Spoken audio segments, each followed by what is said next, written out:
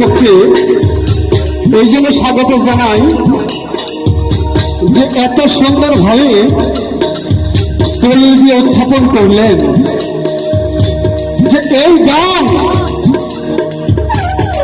এখনো অনেক আলেম ওলামা বলে এই গান নাকি হারাম। তো এই গানটা আসলেই হারাম হালাল এটা আমি একজন বাউল শিল্পী হিসাবে আমিও স্বীকার করি, কিন্তু এর মধ্যে ভাগ আছে দুইটা বাজান। যে গানটা করলে তোমার নফসের উত্তেজনা বেড়ে যায়, আল্লাহ রাসূলের কথা মানুষ ভুলে যায়, মৃত্যুর কথা ভুলে যায়, সেই গান গাওয়া এবং শোনা উভয় নাজায়েজ, হারাম হারাম হারাম। আর যে গানে করলে, যে গান শুনলে আমার আল্লাহ রাসূলের কথা স্মরণ হয়ে যায়, যে গান শুনলে মানুষের মৃত্যুর কথা স্মরণ হয়ে যায়,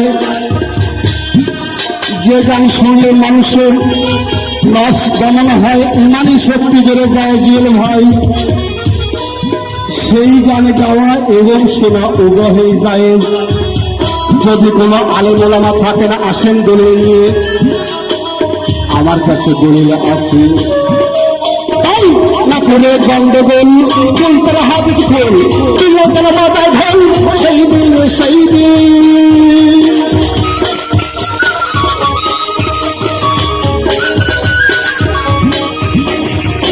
করে গন্ডগোল কুলতলা হাদিস খোল, তুইও তারা বাজায় ঢোল, সেই দিন সেই দিন।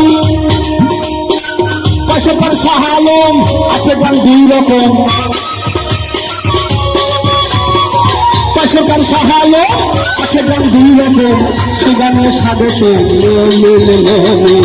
গান গাইছিলেন খোঁজা জহিদিন জহিদিন, গান গাইছিলেন খোঁজা জহিদিন।